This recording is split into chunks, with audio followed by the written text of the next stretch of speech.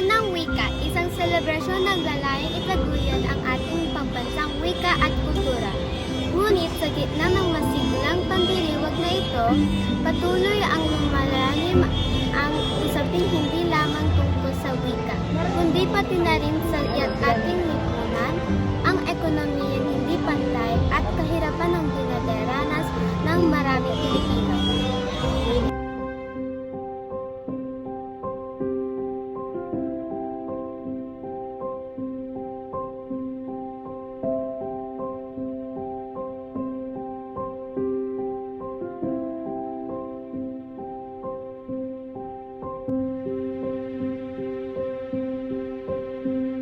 Sa Pilipinas, sinatay ang milyong-milyong Pilipino ang nanatiling lugmok sa kahirapan.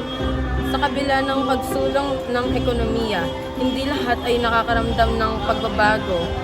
Ang hindi pantay ng distribusyon ng yaman ay nagiging hadlang sa tunay na pag-unlad ng bansa.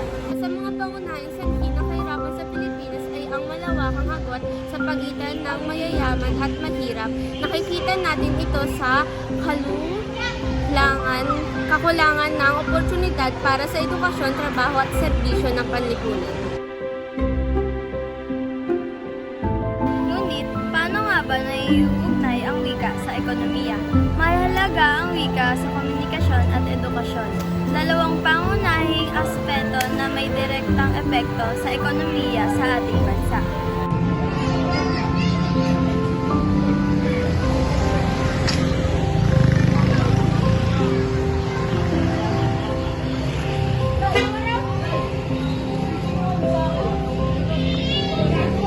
Sa pagtatapos ng buwan ng wika, hindi dito nagwawakas ang ating laban para sa pantay na lipunan. Ang pagtataguyod sa ating wika ay hindi lamang pag-aalala sa ating kultura, kundi isa ring hakbang patungo sa pag-angat ng bawat Pilipino mula sa kahirapan. Buwan ng wika, hindi lamang selebrasyon ng ating kultura, kundi isang paalala na ang tunay na pag-unlad ay nagsisimula sa pagkilala at pagbibigay halaga sa bawat Pilipino, ano man ang kanilang kalagayan sa buhay.